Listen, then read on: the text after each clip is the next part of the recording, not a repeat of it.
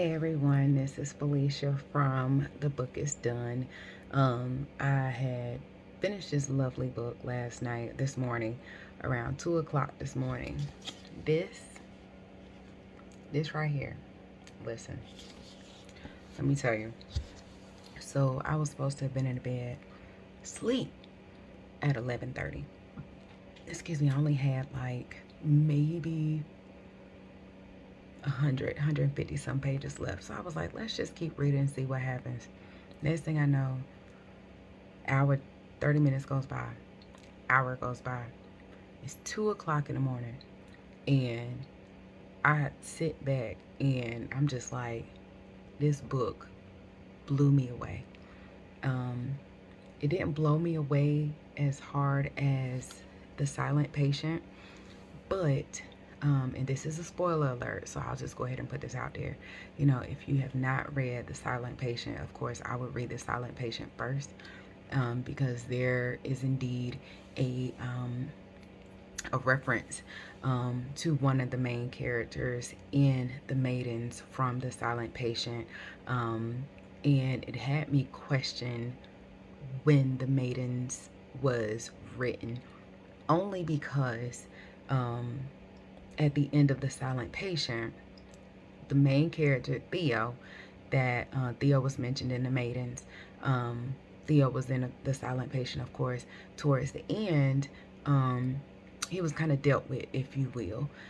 So it's like with The Maidens, it has me questioning when The Maidens, like I know that like Alex Michaelides, I apologize if I mispronounced his name, but it makes me question, like of course he wrote the book after The Silent Patient.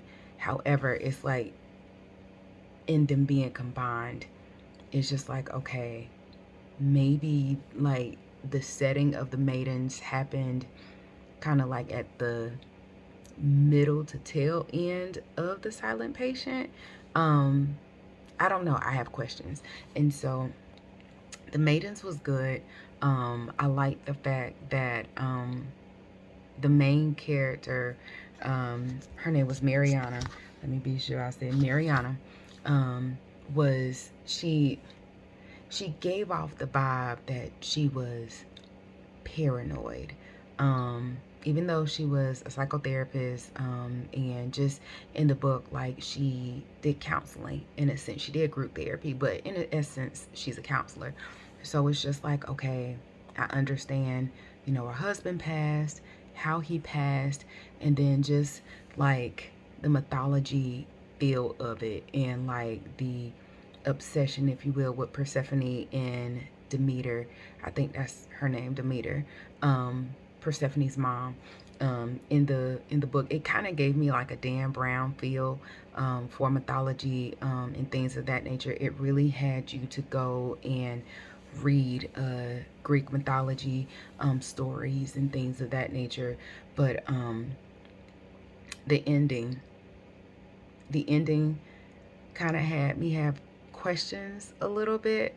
You just have to read it. I don't want to like give it all away. However, The Maidens, I'm still a hardcore fan of Alex Michaelides. I hope that he is writing his third book.